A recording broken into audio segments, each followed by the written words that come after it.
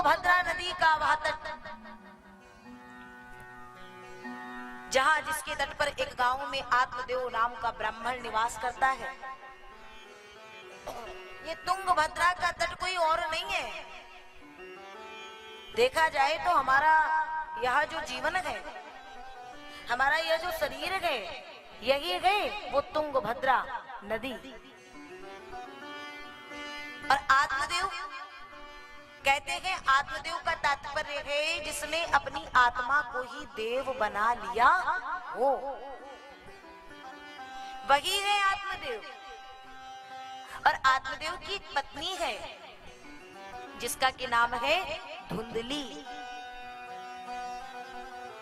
धुंधली का तात्पर्य संतों ने दिया कि धुंधली वही है जिसको नेत्र होते हुए भी जितना भी कुछ दिखे वो सब धुंधला धुंधला दिखाई दे,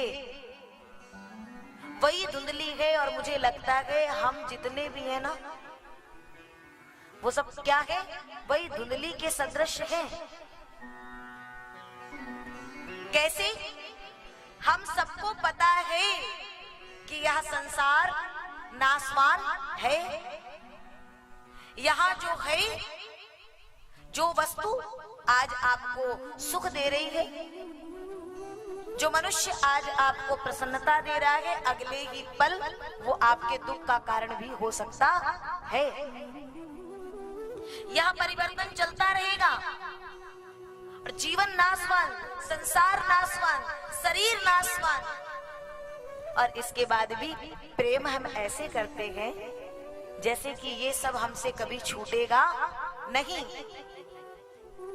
और यहाँ तक कि आज माता पिता भी बच्चों को शिक्षा भी देते हैं, तो विडंबना ये है कि यही शिक्षा देते हैं, मात पिता बालक ही बुलावही, उदर भरे भरे सोई धर्म सिखावही। जैसे तेरा पेट भरे ना बेटा, वही कार्य करना। और सन्यास साधु कब बनते हैं? मानस की वो चौपाई बताती है, नारी मुई घर संपत नासी और मूड मुड़ाए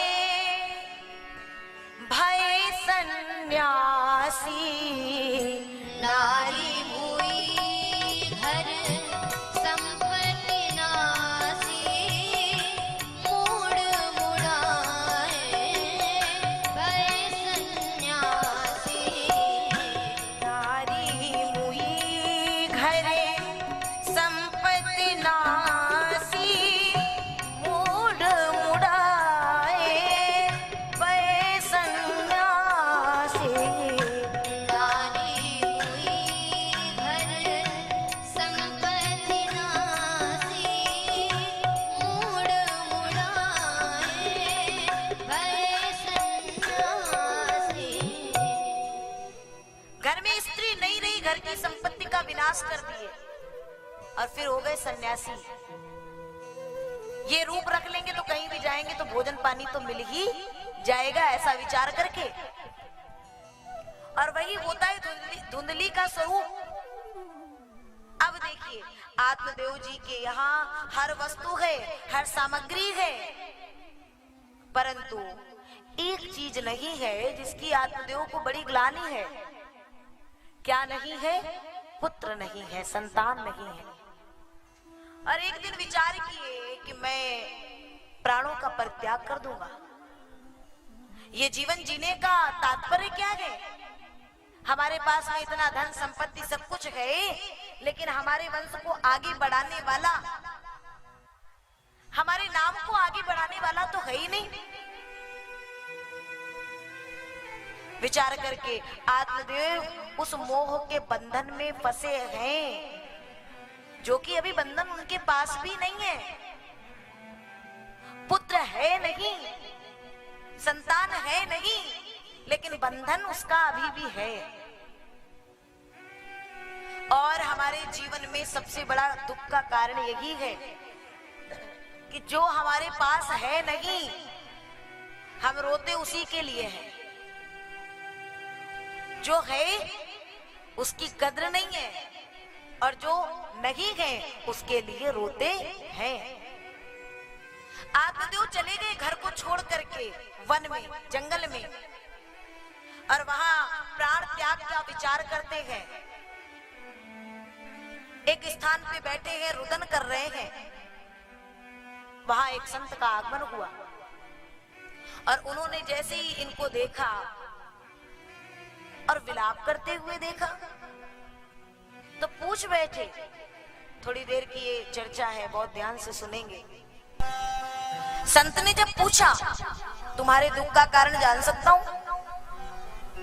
अब आत्मदेव को लगा कि संत आए हैं, इसका मतलब क्या भगवान ने मेरी इच्छा को पूर्ण करने के लिए इन्हें भेजा है।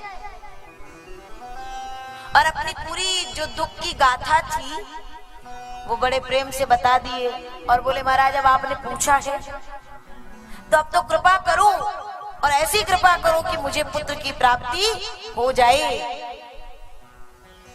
संत ने वहां बड़ी सुंदर बात कही, जीवन में यदि तुम्हारे पास संतान ना हो, अब इस कथा को सुनिए, संतान ना हो, पुत्र ना हो तो रोने की आवश्यकता नहीं है। ये सोचो कि भगवान ने आपके ऊपर बहुत विशेष कृपा की है। भगवान ने आपको ये जो वस्तु नहीं दी, इसका तात्पर्य ये है कि भगवान आपको अपने नजदीक बुलाना चाहते हैं। बेटा, ये संतान, ये पुत्र मनुष्य चाहता क्यों है? क्यों भाई? बेटा क्यों चाहते हैं? पुत्र क्यों चाहते हैं? जो हमारा राम नाम सत्य हो तो वो हमारा जो ये क्रिया कर्म है मृत्यु के पश्चात का, उसको नियम पूर्वक कर दे और हम भव से पार हो जाएं। यही है ना? तो एक बात बताइए जरा कि इस पूरी की पूरी सृष्टि में अरबों लोगों के पुत्र हुए, संतानें हुई, तो जितने जितने लोगों के पुत्र हुए, इसका मतलब वो सारे के सारे भव पार हो गए। ऐसा है क्या? जिनके जिनके पुत्र हो गया, संतान हो गई, मतलब उसको कुछ करने की जरूरत नहीं, अब संतान हो गई है। और जब हम मरेंगे, राम नाम सत्य होगा, तो वो जो पुत्र, वो कहते ना, समझ गए होंगे हमारा इशारा, जो पुत्र क्रिया करता है तो उससे भव पार हो गए। अरे पिंड दान जो किया जाता है, आज मुझे एक बात बताइए, ये शरीर क्या है? ये शरीर भी तो पिंड है ना। हमने इस शरीर रूपी पिंड का दान क्या जीते जी ईश्वर के लिए किया? एकांत में कभी विचार करें हम और आप कि क्या हमें भगवान ने ये जो पिंड, जीता जागता ये पिंड, ये शरीर दिया है, क्या हमने इस पिंड का दान भगवान को किया है?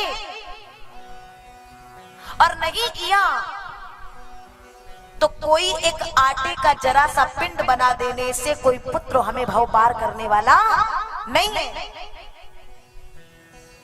हाँ, होता है, हमारे पूर्वज कुछ उन्हें मिल जाता है, कुछ शांत हो जाते हैं, लेकिन कोई कहते भव पार हो गए, नहीं। जीते जी हमें अपने भव पार होने का यत्न करना चाहिए। और जो हम जीते जी, भूख लगेगी, 56 प्रकार का व्यंजन सामने रखा होगा और बेटा सामने होगा, कहो तुम खाओ पाओ, एक दिन कह दोगे, 2 दिन कह दोगे, महीने 2 महीने, लेकिन अगर बेटे के ही पाने से आपका पेट भर जाए, क्या ऐसा कोई हुआ है?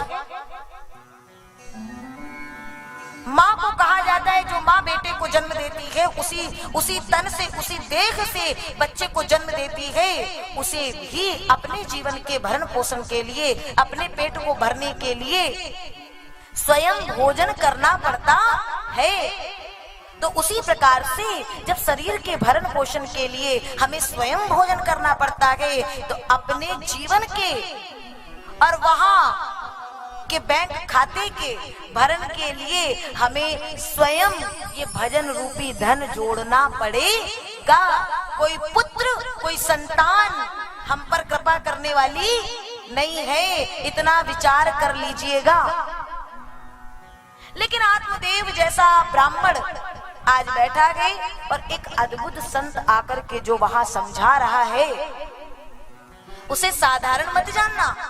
ये भगवान का ही इशारा था कि आत्मदेव सुधर जाओ, मत पड़ो। संत ने कहा, तुम्हारा तो मस्तक देख के बता रहा हूं कि तुम्हारे 7 जन्मों तक कोई संतान नहीं है। आत्मदेव ने कहा, जब आप जैसा संत कह रहा है तो महाराज ऐसा है, अगर इतना ही देख के बता रहे हो तो क्या कृपा करके मुझे पुत्र नहीं दे सकते हो? और अगर आपने मुझ पर कृपा ना की, मुझे संतान की प्राप्ति ना हुई, तो आपके सामने ही सिर पटक पटक के और अपने प्राणों का अंत कर दूंगा। संत को हंसी आ गई और कहा, ये विधाता का कोई ना कोई लेख है जो मैंने इतना समझाया और आत्मदेव को मेरी बात उल्टी लग रही है। तो एक फल लिए और दे दिए, जाओ अपनी पत्नी को दे देना, उन्हें वो सगर्भा हो जाएंगी, तुम्हें पुत्र की प्राप्ति हो जाएगी। अब तो आत्मदेव बावला होकर के चल दिया। हम कैसे मूर्ख हैं कि हम यहाँ इस संसार के लिए जरा सा सुख मिलने पर हम पागलों की तरह दौड़ने लगते हैं, जबकि पता है वो सुख कभी स्थिर रहने वाला नहीं है। पत्नी के पास गए, पूरी कथा सुना करके फल दिए। अब पत्नी भी है धुंधली, अब धुंधली ने वो धुंधलापना दिखा दिया। आप जाइए, मैं पालूंगी। अब पंडित जी सीधे साधे चले गए। अब धुंधली को लगा, महाराज मैं फल पाऊंगी, गर्भ धारण करूंगी, और जब अंतिम समय आएगा तो इधर उधर चल नहीं पाऊंगी। ऐसी स्थिति में मेरी ननद रानी अगर मेरे घर पे आ गई और मेरे घर का धन सब कहीं लूट के ले गई, ना ना ना ना, ऐसा पुत्र, ऐसी संतान मुझे चाहिए ही नहीं। पूरी की पूरी गणित दिमाग में लगा ली और उतने में ही एक सखी सहेली आ गई। बहन क्या सोच रही हो? और बहन जी ने पूरी की कथा सब सुना दी। अब सखी ने कहा, बहन ऐसा है, आप बेवजह इतनी चिंतित हैं, आपके पास धन की कोई कमी नहीं है और मुझे कुछ दिन का गर्व है। जब मुझे बालक होगा तो वो बालक मैं आपको दे दूंगी और बदले में कुछ धन आप हमें दे दीजिएगा, और फल परीक्षा करने के लिए जो आंगन में गौमाता बंधी है ना, उस गौमाता को ये फल दे दो। हो गया, दे दिए, सब काम हो गया। समय बीता, पुत्र आ गया, चारों ओर हल्ला मच गया, आत्मदेव जी को पुत्र हुआ, पुत्र हुआ। अब तो आत्मदेव की खुशी का, प्रसन्नता का कोई ठिकाना नहीं। जो नगाड़े बजवाए, आहा, जो ढोल बजवाए हैं सरकार, जबकि पता है उसका अंत क्या होना है। और बाद में सबको दान दक्षिणा करने के पश्चात आत्मदेव ने कहा, मेरा पुत्र है, मेरा नाम आत्मदेव है, ये होगा परमात्मदेव। धुंधली बोली, ना बिल्कुल नहीं, गर्भावस्था की पीड़ा को मैंने सहा है, और नाम रखेंगे ये अपने से मिलता जुलता बिल्कुल नहीं। मेरा नाम है धुंधली और मैं इसका नाम रखूंगी धुंधकारी। आत्मदेव जी ने कहा, तेरा मेरा कुछ बटा थोड़ी है, रख ले, तू ही रख ले, धुंधकारी। और कुछ दिनों पश्चात वो गौ माता ने भी एक बालक को जन्म दिया। उसके श्रवण, उसके कान गौ के जैसे होने के कारण नाम पड़ता है गोकर्ण। दोनों बालक समयानुसार बड़े हो रहे हैं। गोकर्ण पंडितों ज्ञानी धुंधकारी महाखला। गोकर्ण पंडित ज्ञानी हुए और धुंधकारी, अत्याचारी, दुराचारी, पापाचारी, सर्व अवगुण संपन्न धुंधकारी बालकों के साथ खेलने जाता, मार पीट करके कुएं में डाल करके आता है। अत्याचार जब बहुत इसके बढ़ गए तो एक दिन आत्मदेव जी ने कहा, घर के आंगन में बैठ के रुदन कर रहे हैं और मुख से आवाज यही निकली कि ऐसा कुपुत्र होने से अच्छा तो मेरे पुत्र होता ही नहीं। लेकिन उस समय जब संत ने समझाया था ना, तो संत के वचन उनको समझ में नहीं आए, इसीलिए संतों ने कहा है, जेहि वेदना दारुण दुख देहि, ताकि मति पहिले हर लेहि। जेहि वेदना दारुण दुख देहि, ताकि मति पहिले हर लेहि। जेहि वेदना दारुण दुख देहि, ताकि मति पहिले हर लेहि।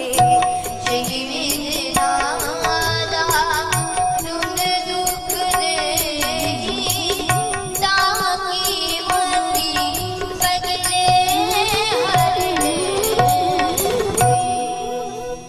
जिसे विधाता दारुण दुख देना चाहिए, जैसे संत ने समझाया और आत्मदेव की उस समय बुद्धि का हरण हो चुका था, वैसे ही कहीं ना कहीं हमारी और आपकी भी कभी कभी स्थिति हो जाती है। हम समझ नहीं पाते हैं समय से। और यहाँ यही हुआ, आत्मदेव आज रुदन कर रहे हैं तो गोकर्ण आते हैं और पिता को रोते देख कहते हैं, कस्य माता पिता कस्य, कस्य भार्या सहोदरा, अर्थ कालेन संबंधः का कस्य परिवेदना। कौन माँ, कौन पिता, कौन पुत्र, कौन भाई, किसके लिए रो रहे हो? ये पूर्व जन्म का कोई ना कोई कर्ज होगा जो ऐसे आपको भोगना पड़ रहा है, और उस परात्पर को छोड़ करके इसके लिए रो रहे हो। क्या अगले जन्म में भी रोना चाहते हो पिताजी? इस संसार में ये हाड़ मास का पिंजरा, तासो इतनी प्रीत, ये हड्डियों के ढांचे, इस शरीर से हम इतनी प्रीत करते हैं, इससे उत्पन्न इन पुत्र पुत्रियों, इन संतानों से, इन संबंधों से इतनी प्रीत करते हैं, जबकि खून का गारा बनाया ईंट जिसमें हड्डियां। बहुत दिनों बाद मैंने ये स्लोगन बोला है, पिछली बार टेकनार में बोला था और अब की बार भी यही याद आ रहा है। खून का गारा बनाया ईंट जिसमें हड्डियां, चंद श्वासों पर खड़ा है ये ख्याले आसियां। ये शरीर और मौत की ही पुरजोर आंधी जिस समय टकराएगी, ये तेरी ऊंची इमारत खाक में मिल जाएगी। इसलिए मान संतों का कहना नहीं तो पछताएगा, और ये माटी का खिलौना माटी में मिल जाएगा। पिताजी किसके लिए रोते हो? सुंदर रूप देख कर भूला। किसको भूला? उस गोविंद को। सुंदर रूप, धन, ऐश्वर्य, मान, प्रतिष्ठा मिलने के बाद हम गोविंद को ही तो भूलते हैं। सुंदर रूप देख कर भूला, धन यौवन के मद में फूला, और एक दिन हंसा अकेला उड़ जाएगा, और ये माटी का खिलौना माटी में मिल जाएगा। आत्मदेव ने सुना, बात को आत्मसात किया और चल दिए वन की ओर। श्रीमद् भागवत के 10वें स्कंद का पाठ किए और गोविंद के चरणों में विलीन हो गए। गोकर्ण तीर्थाटन पर निकले। धुंधकारी का अत्याचार बढ़ा, माँ से धन मांगा, धन नहीं बचा है। माँ ने मना किया तो माँ को मारने के लिए तैयार हो गया। माँ के प्राण तो वहीं चले गए जब बेटे ने माँ पर हाथ दिखा भर दिया। एक दिन जाती है और कुएं में कूद करके प्राणांत कर ली। धुंधकारी के पास कोई नहीं बचा है। 5 वैश्याओं को लाकर के घर में रख लिया। जिस घर से वेदों की ध्वनि होती थी, आज उस घर में वैश्याओं का एक घर बन गया वो। लेकिन एक दिन ये धुंधकारी तो चोरी करता है, कुकृत्य करता है, गलत कार्य करता है। राजा के कुछ लोग पूछते हुए आए। वैश्याओं ने मना किया, लेकिन आपस में सोची ये कभी पकड़ा गया ना तो इसके कारण हम सब भी पकड़ी जाएंगी। जो दंड इसको मिलेगा कुछ ना कुछ हमें भी भोगना होगा। इसका मतलब अब इस धुंधकारी का रहना उचित नहीं है हमारे लिए। और ऐसा सोच करके आज जब धुंधकारी आया, शयन कर रहा है, सोते हुए धुंधकारी के मुख में जलते हुए अंगारों को वैश्याओं ने डाला और तब तक डालती गई जब तक कि छटपटा करके धुंधकारी का प्राणांत नहीं हो गया। धुंधकारी ने देह त्याग किया और आज अपने स्वयं के दोषों के कारण वो प्रेत योनि में आ गया। गोकर्ण तीर्थाटन करते हुए एक बार जब आए, लौट करके तो अपने घर में अर्धरात्रि में शयन कर रहे हैं। लेकिन कोई है जो अलग अलग रूपों में उन्हें दिख रहा है। कौन हो? जब उधर से कुछ आवाज ना आई, गोकर्ण समझ गए ये कोई प्रेत है। हाथ में जल लेकर के मंत्रोच्चार किए और छिड़काव किए तो उधर से उत्तर मिला, अहम भ्राता त्वदीयोस्मि, मैं आपका भाई, मेरा नाम है धुंधकारी। स्वकीये नैव दोषेण ब्रह्मत्वम नासितम मयः, मेरे स्वयं के दोषों के कारण मेरा जो ब्रह्मत्व है वो अब रहा नहीं है और मैं प्रेत योनि में आ गया हूं। गोकर्ण जी ने कहा, मैंने तो तेरे नाम से गया में श्राद्ध कर दिया था। बोले ऐसे एक नहीं, सैकड़ों श्राद्ध, गया श्राद्ध कर दीजिए तो भी मुझ पापी की मुक्ति होने वाली नहीं है, कुछ उपचार करिए। गोकर्ण जी ने प्रातः काल तक का समय मांगा और प्रातः काल हुई, संतों के पास गए। संतों ने सूर्य नारायण के पास जाने को परामर्श दिया। सूर्य नारायण के पास गए, उपाय पूछा तो सूर्यदेव ने भी श्रीमद् भागवत की कथा के वाचन के लिए कहा है। अब भाई की मुक्ति के लिए गोकर्ण को लगा मैं किसी विद्वान ब्राह्मण को ढूंढूं कहाँ। कहीं नहीं गए, स्वयं समस्त तैयारियां करके और व्यास आसन पर स्वयं विराजमान हो गए। चारों ओर जो हल्ला मचा, दूर दूर से लोग आ गए कथा को सुनने के लिए। लेकिन मेरा भाई धुंधकारी कहाँ बैठेगा, ये विचार करके एक सप्त ग्रंथि का बांस वहां लगा दिए, क्योंकि प्रेत है, स्थूल रूप है नहीं, सामने बैठ नहीं पाएगा। पहले दिन की कथा हुई, प्रथम ग्रंथि अपने आप खुल गई। एक एक दिन की कथा हुई और छठे दिन की कथा के बाद 7वें दिन में जब विराम में वो ग्रंथि खुली तो आज देखिए जो कथा हो रही है, ये सप्त ग्रंथि का पास इसीलिए लगाया जाता है कि कहीं हम लोग तो स्थूल रूप में कथा सुन रहे हैं, कोई प्रेत, कोई ऐसी जीवात्मा जिसका अभी तक तरण तारण ना हुआ हो, वो भी आकर के और उस सप्त ग्रंथि के बास में विराजमान हो करके और वो भी भव से पार हो जाए।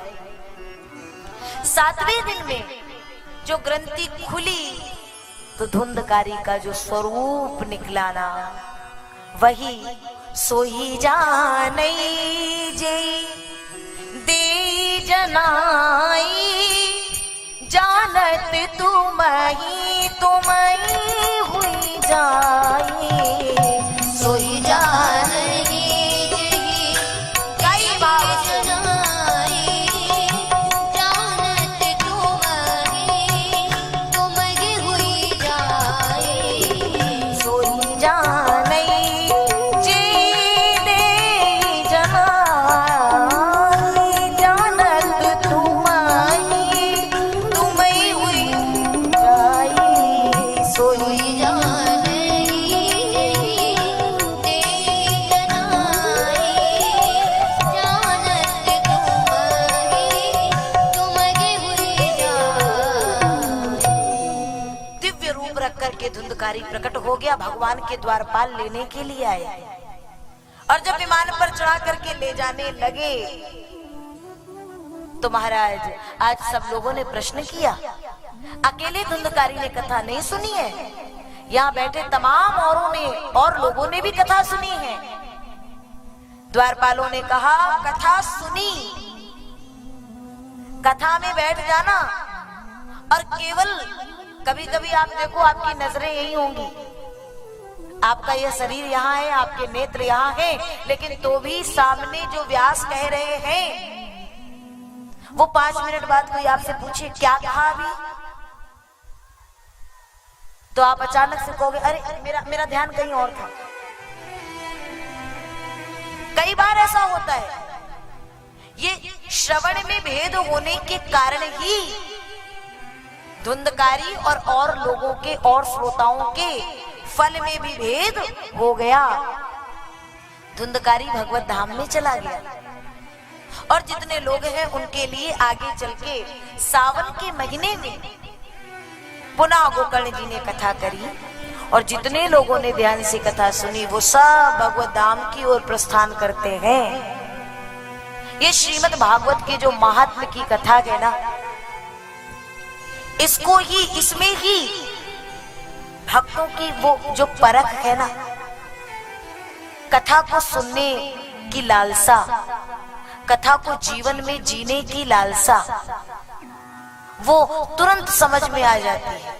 और यही कथा जिसने जीवन में उतार ली वो पूरी की पूरी भागवत का सार यहीं से जान जाएगा, और फिर वो भागवत कथा के बिना रह ही नहीं पाएगा सरकार।